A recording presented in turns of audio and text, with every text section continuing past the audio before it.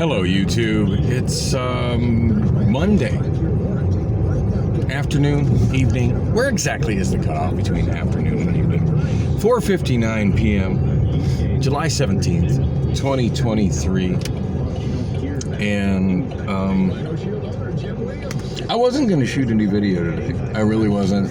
And then I realized, yeah, I can't. I can't. I got to at least have a little something. At this point, I'm so ridiculously behind on uploading stuff. I just barely made it to like late at night, early in the morning, July 5th, July 6th. Oh, whoa. I just saw a sign saying what's coming soon. Oops, I don't want to be in the turn lane. I missed the arrow. Ooh, and there's a whole bunch of glass on the road. That's not a good sign. That pad there in front of the Subway and the Little Caesars Pizza, I just saw a sign. To like 5 o'clock straight up right now. By one, but it looks like it's going to completely shatter it. Yeah, we did it. We got to hear that. The record for the most days at or above 110 degrees at 18 today. Also, and tomorrow we're going to break it. Power demand. And got a big announcement from the Phoenix Mercury. All of that coming up, but let's get to our top story. There just doesn't appear to be an end in sight as the valley moves even deeper into this historic heat wave. Excessive heat warning now up until Friday night. Alex Young with the National Weather Service says there's no end in sight. We just got this persistent high pressure over us, and it's just being stubborn and sticking right over us. You know, it just doesn't seem like it wants to go away. You know, the monsoon just continues. I really should have stopped at that. Further and further back. Really should have stopped at that red light. There is a slight chance of thunderstorms tonight in the valley. I'm so worried I'm going to overheat shut out on my monsoon engine rainfall. Jim if I don't keep moving. News. Phoenix also set a record for 8 straight days with overnight lows of 90 or above. This morning's low at Sky Harbor, 95. Also a new record for this day. And another record was broken over the weekend pertaining to the heat. We'll have more on that. It was hot as hell this morning when I was coming home from HelloFresh. Here's Detour Dan in the and Dealers Traffic Center. Yeah, I'm taking the train, so I don't need to hear the traffic. It's shitty. It's always shitty. By the way, what I was trying to say, what looks like a construction fence, and I've been kind of curious what it is, if it's just to keep people off the property or whatever, but on the pad directly in front of Little Caesars and Subway on McDowell, there's finally a sign that's coming soon, but I didn't quite see what it was, so I gotta swing by, figure out what's being added to my neighborhood there. Hopefully some kind of fast food that is inexpensive that I enjoy. So, yeah, they're talking about how hot it was and how we not only set a record for most consecutive days over 110 degrees, but we also set a record for most lows over 90 degrees consecutive. And yeah, it was hot this morning. So as I said, I've been trying to shoot a little less video, maybe some shorter videos, just so I can have a prayer of at some point catching up to where I'm not 10 plus days behind on when I upload my vlogs to YouTube. So you're seeing something that's remotely current as opposed to what happened, a week and a half ago. Anyway, I did go to Andre House after HelloFresh this morning. Didn't shoot any video this morning. I'm sorry, Andre House. I mean St. Vincent de Paul. Andre House just serves dinner. That's where I'm headed now. St. Vincent de Paul serves breakfast and lunch. And just trying to be super, super frugal with my food, what I spend on food, because I'm not trying to rack up any more credit card debt on fast food. Yeah. Every time I do that, I got Caleb Hammer and Dave Ramsey yelling at me inside my head that I need to stop that and I'm being an idiot. Well, on the same token, like I don't have much cash, and rent can't be paid with credit unless I do a cash advance on my credit card, which is even stupider. Try not to spend any money on food, at least any more than I have to, and be super frugal with that. Watch, there goes the glove. There goes the glove. I got the glove up there. I believe it's helping with the noise that I get. With the noise that I get when I'm shooting video, driving, that like buzzing sound, vibration sound. I've never figured out exactly what causes that. Yeah, hopefully the glove, as tacky as that is, hopefully it helps. Of course, I'm probably 10 to 15 days of uploads away from knowing for certain. Passenger drop off or loading only, 30-minute limit. I didn't notice those signs there before. So yeah, I'm going to the train, trying to be super frugal with my gas as well. I mean, not to the point of waiting in 110 degree heat for the 44 and wasting potentially an hour of my day. Yeah, it's super jaywalking really fast. I hate that they have these platforms in the middle of the street. Like, I shouldn't have to try to cross all that traffic as a pedestrian to get to a train. All right, looks like somebody was having a good time on the light rail platform. That's fabulous. I guess it's better than feces. I should count my blessings. So, not sure how long till the train will be there. Here, of course, I have no control over that, but I don't feel any need to look at the Valley Metro app to check that. I'm not in any kind of hurry to get to the Andre House, and usually the train shows up without too extensive of a delay. So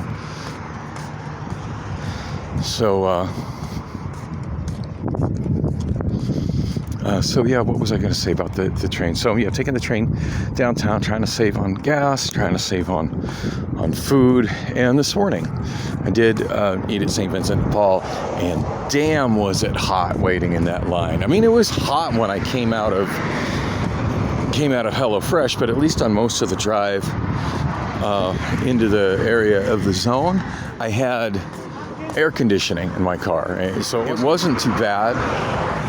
I found shaded parking, by the way. That's a bonus. That's there was a Waymo, but it had a person at the wheel, human driver of the Waymo. For when I park, I'm not about parking right in the zone. That's entirely too sketchy, and I don't want to be harassed by people getting in and out of a car. And also, I really don't want the people who I'm spending time with when I'm in the courtyard and who I'm eating next to and in the all right, 2 minutes to eastbound train. Nice. The people that I'm in line with food for, to see that I have a car.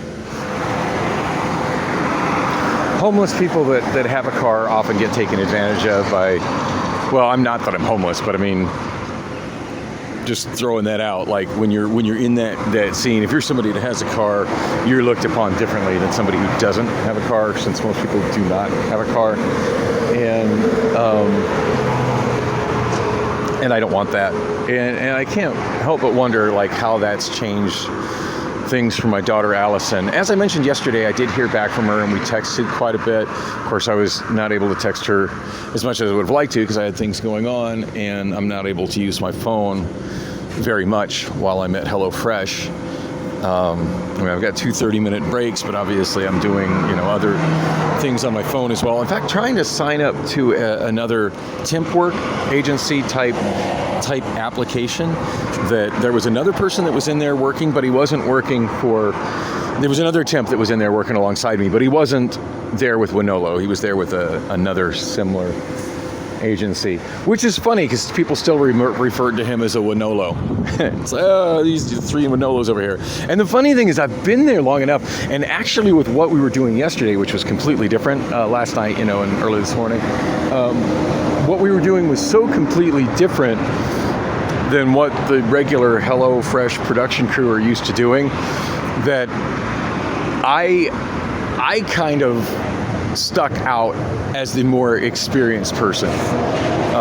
Not only with the leadership that was putting this project together, but also like people were kind of following my lead, which was funny because, generally speaking, it's assumed that anybody with a red hairnet, indicating that they don't actually work there, that they work, that there's some kind of attempt either through Wonolo or with somebody else. Although the general assumption is that everybody with a red hairnet on is Wonolo. No, I just kind of took charge. It was stuff that I was very familiar with, and in an environment I was familiar with, the kind of stuff I was doing. And I want to explain more about that later. Basically, there was a big problem that had made it all the way into completed food boxes, many of which were staged and ready to be shipped, and it needed to be corrected before those food boxes could be shipped. And oh my God, was it a task? And we didn't even do everything. Basically, what we did is we went through just thousands of completed, ready to ship, sealed food boxes, trying to separate out the ones that were fine from the ones that had I believe they were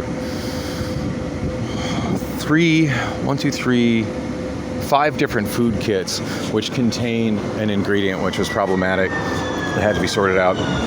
Anyway, my train is here, so hopefully I'll remember to explain more of that when I get off, as I'm headed over to the Andre house. This is the train to 19th Avenue in Dunlap.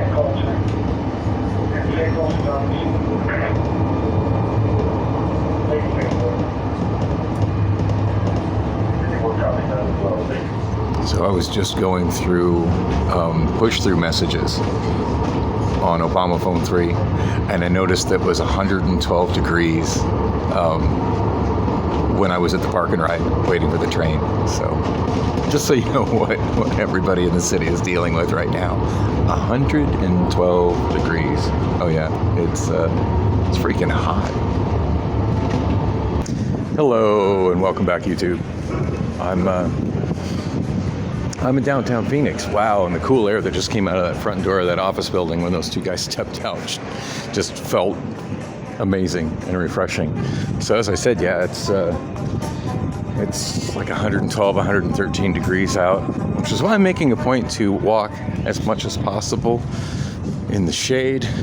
I just got off the train a little bit. I did stop by the Wells Fargo ATM and deposit 80 of the 100 that I got from Royale Lounge. Wow, I can't believe I, for a moment there, forgot the name of the bar. Still no word from... Wait.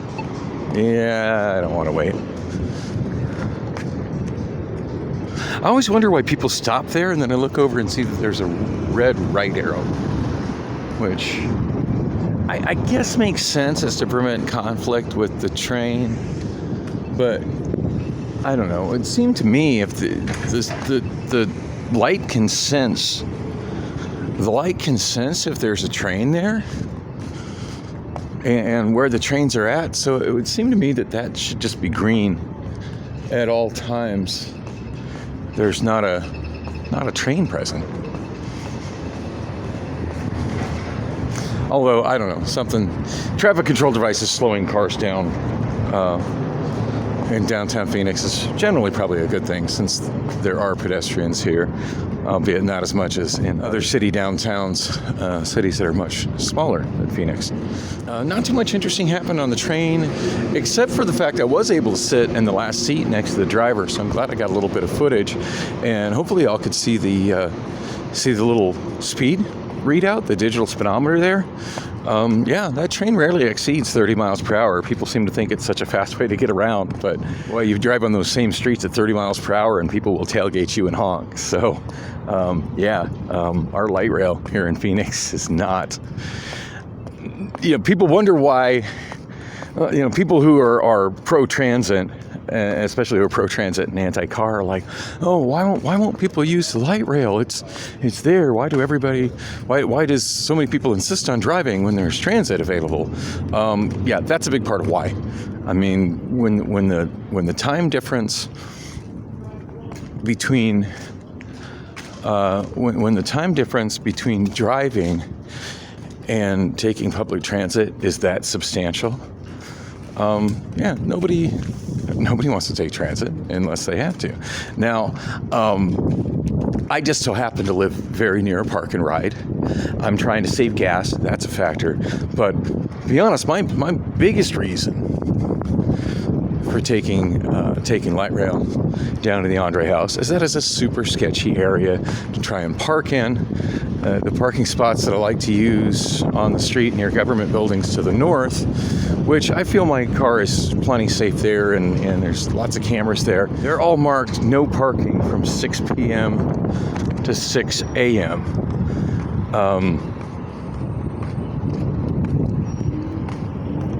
And one has to wonder why.